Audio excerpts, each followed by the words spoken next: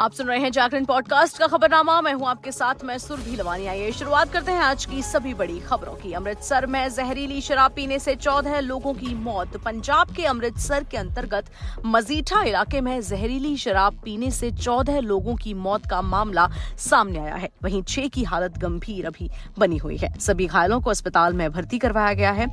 मृतकों में गांव भंगाली कलां, मरडी कलां और जयंतीपुर के लोग शामिल हैं। घटना के बाद पुलिस और प्रशासन की टीमें मौके पर पहुंची हुई हैं और जहरीली शराब बेचने के आरोप में 5 लोगों को हिरासत में अब तक ले लिया गया है।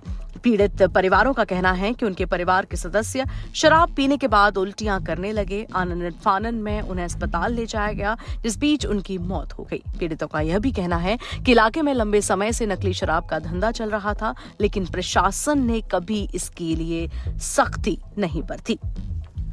वहीं जम्मू कश्मीर में लगे पहलगाम हमले के आतंकियों के पोस्टर, 20 लाख रुपए के इनाम का ऐलान। 22 अप्रैल को कश्मीर के अंतर्गत पहलगाम की बेस्टर्न घाटी में आतंकी हमला हुआ और इस नरसंहार में एक नेपाली नागरिक सहित 26 लोगों की मौत हो गई थी।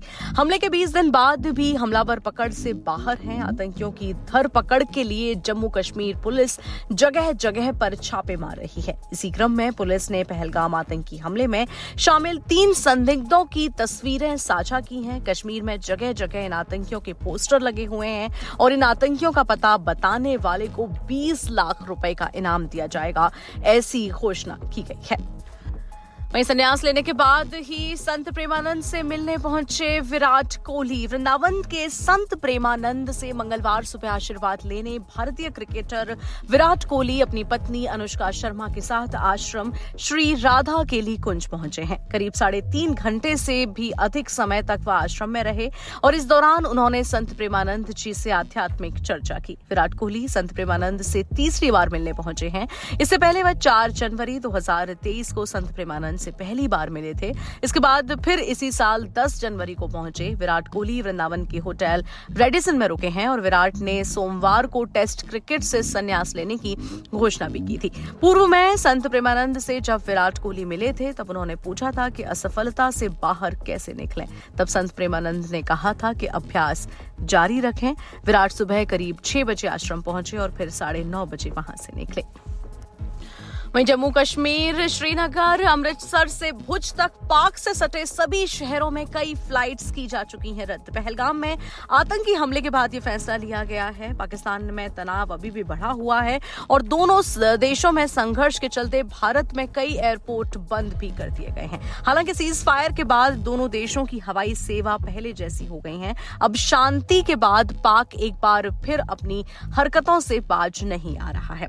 बीती रात पंजाब, राजस्थान और जम्मू के कई इलाकों में ड्रोन देखा गया, जिसके बाद एयरलाइन कंपनियां सजग हो गईं और दोनों के लिए नई एडवाइजरी जारी की। इंडिगो और एयर इंडिया ने कई शहरों में उड़ानों पर रोक लगा दी है और कई फ्लाइट्स रद्द की जा चुकी हैं। एयर इंडिया ने 13 मई को जम्मू, अमृतसर, चंडीगढ़, लेह, श्रीनगर समेत 8 शहरों से आने जाने वाली सभी उड़ानें रद्द कर दी हैं। कंपनी ने सुरक्षा का हवाला देते हुए एडवाइजरी जारी की है। कंपनी ने कहा है कि हालिया घटनाक्रम को देखते हुए जम्मू, लेह, जोधपुर, अमृतसर, भुज, जामनगर, चंडीगढ़ और राजकोट में आने जाने वाली सभी फ्लाइट्स रद्द कर दी गई हैं। इसी के साथ यात्रियों को सलाह दी गई है कि फ्लाइट्स स्टेटस, रीबुकिंग, रिफंड के लिए एयरलाइंस के सभी सहायता संपर्क से आप नंबर से बात कर सकते हैं।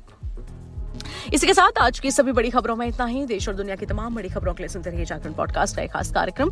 यहाँ प्रदर्शित सभी खबरें दैनिक जागरण के ई पोर्टल से ली जाती हैं। इन खबरों को विस्तार से पढ़ने, समझने और जानने के लिए आप विजिट कर सकते हैं हमारा ई पोर्टल। अपने ब्राउजर पर जाएं और टाइप करें www.jagran.com। मैं हूं आपके साथ में सुरभि लवानिया।